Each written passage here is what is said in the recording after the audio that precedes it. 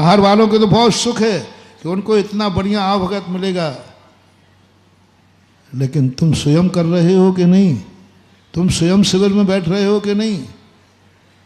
जो सारे बाहर वाले के शिविरार्थियों को भोजन करावे और स्वयं शिविर का नाम नहीं लेवे, वह चम्मच के समान है। चम्मच सबको परोसती है, सब आनंद लेते हैं। चम्मच से पूछो कि खीर का स्वाद क्या है, उसी में पड़ी रही। 1 महीने से शिविर में लगे हो, तैयारी कर रहे हो, मंडल कर रहे हो, 500 बच्चे तैयार हो गए, खूब सुख दोगे बाहर आने वालों की, लेकिन शिविर के बाद पूछेगा कोई शिविर कैसा था, तो कह देना चम्मच था, मैं तो चम्मच है। नहीं महान भाव, पहले स्वयं को देखना है कि मुझे चम्मच नहीं बनना। चिंता मत करो महाराज, पर व्यवस्थाएं कौन करेगा? मैंने तुमसे कई बार कह दिया, अभी तुमने सुधा सागर को समझा नहीं है। मैं कुछ करता नहीं हूं और मेरे कार्य कौन करता है ये किसी को पता नहीं। लोग ताज्जुब यही कर रहे हैं कि होता क्या है, मामला क्या है महाराज जी, ये बताओ कौन सा जादू मंत्र। लोग इस पे चले जाते, प्रश्न भी करते, ये बताओ महाराज 10 मिनट में 30 मिनट में कोई क्षेत्र बनता है, आखिर है क्या? ये कौन करता है? ये पक्का है मैं कुछ नहीं करता। मैं तो देखो तुम्हारे सामने बैठा हूं, बिल्कुल। आप तो देख लो मेरे कमंडल में कुछ हो तो एक आध दिन कमंडल खोल के देख लेना, कुछ नहीं मिलेगा। लेकिन कार्य हो रहा है तो कोई ना कोई तो, क्योंकि कार्य कोई ना कोई करता है। मैं करता नहीं हूं, पता नहीं कौन करता है, ना तुम जानो ना हम जाने, इसी में सार है। तुम तो बस ये कहो महाराज हम सब शिविर में बैठ गए तो व्यवस्था कौन करेगा? चिंता मत करो, ये सुधा सागर का शिविर है, इनके सानिध्य में कौन करेगा ये तो तुम्हें जानने की जरूरत नहीं। तुम बैठो, फिर बताऊंगा कौन करेगा, तुमसे ज्यादा अच्छा करेगा, तुमसे ज्यादा अच्छा होगा, बहुत अच्छा होगा। और अशोकनगर का यदि एक भी कार्यकर्ता नहीं रहे तो मैं इस शिविर में ऐसे चमत्कार दिखाऊंगा, इतना अतिशय होगा, इतना अतिशय होगा कि आकाश से देवता भी देखने आएंगे। शर्त है कि अशोकनगर का कोई भी कार्यकर्ता नहीं रहे, सारे कार्यकर्ता लोग शिविर में बैठ जाएं। महाराज जी पहले बता, फिर कहाँ के रहेंगे? मैंने कहा ना पूछो मत मेरे से, कौन करेगा इसकी तो तुम चिंता ही मत करना, लेकिन तुम भर नहीं करना। तुम भर नियम ले लो अशोक, लेकिन ये नहीं महाराज जी हम शिविर में भी नहीं बैठेंगे और काम भी नहीं करेंगे, फिर कराओ किसी, फिर तो नहीं करूंगा, फिर तो मामला गड़बड़ है।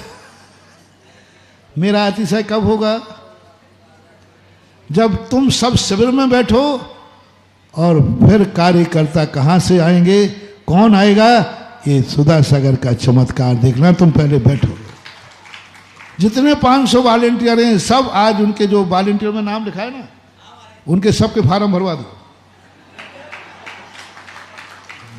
इनका भी भरा दो। इनका जो तुम्हारे बैठे ना अध्यक्ष मंत्री राकेश, दोनों राकेश का, महाराज जी अध्यक्ष का भी, फिर तो चिंता मत करना।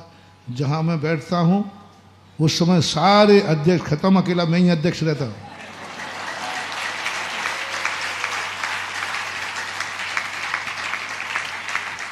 ना काहे चिंता कर रहे हो, सब हो जाएगा। तुम बैठो तो सही, कोई नहीं रहेगा, सब ये है।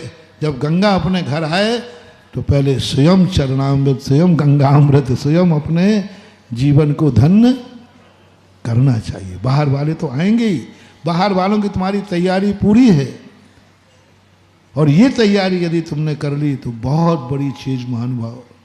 ये सोच तुम्हारा आ गया, मंदिर बना है, पहले मैं अपना उपयोग करूंगा। दूसरों के लिए मंदिर बनाते हो, कमेटियां दूसरों के लिए मंदिर बनाती है। अरे पहले तो ये कहो कि मैंने बनाया है इस मंदिर में, जिंदगी भर पूजा में मैं अभिषेक करूंगा, मैं पूजा करूंगा, मैं धर्म ध्यान करूंगा, तो ये मंदिर फल जाएंगे। हम दूसरों के लिए सब कार्य कर रहे हैं, स्वयं के लिए भी कुछ किया करो। स्वयं के लिए भी करना। इस चतुर्मास में तुम व्यवस्थाओं में निकल जाओगे। कोई भोजन व्यवस्था में लगा है, कोई किसी व्यवस्था में लगा है, सब व्यवस्थाओं में लगे हैं। तुम्हें लाभ क्या मिल रहा है? तुम्हें खुद को लाभ क्या मिल रहा है? सबसे पहले लाभ लेना सीखो और कह सको चतुर्मास हुआ था, शिविर लगा था और मैं 2025 शिविर के अशोकनगर में, मैं अशोकनगर का वासी होकर उसमें भर्ती हुआ था और मैंने अपनी भूमि पर धर्म किया है। मैंने अपनी भूमि पर शिविर में गया हूँ। दूसरों की भूमियों पर तो शिविर जाना, बताओ भैया, दूसरे के खेत में बीज बोना और अपने खेत में बीज बोने में अंतर है कि नहीं? स्वाभिमान किस में आता है? हमारे नगर में खेत में बीज बो रहे थे शिविर के, मैंने अपने खुद के नगर में शिविरार्थी बना हूं। ये सबसे बड़ा, बाहर जाकर के तुम कितने, अपने नगर का शिविरार्थी बना हूं।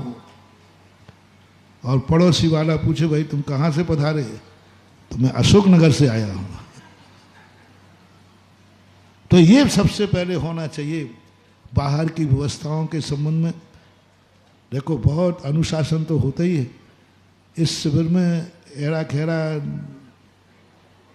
माल टिकता ही नहीं है। एक ने कहा महाराज जी बाल कटाना जरूरी है क्या? आप बाल क्यों कटवा?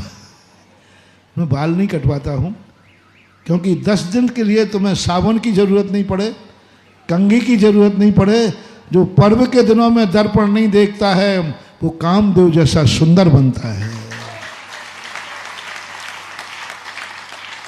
महाराज देखो, आप देखो कह रहे दाढ़ी मत बनाना, बाल छोटे करना।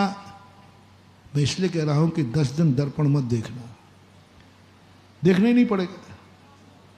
उस 10 दिन को पर्व के दिनों में तुमने पूज्यवर समंत्र भद्र महाराज रत्न कर्ण श्रावकाचार्य के दिन उपवास का उदाहरण दिया उपलक्ष्य में कि उपवास के दिन तुम मंजन नहीं करना, स्नान नहीं करना, दर्पण नहीं देखना, तेल फुले नहीं लगाना, कोई श्रृंगार नहीं करना। इससे क्या होगा?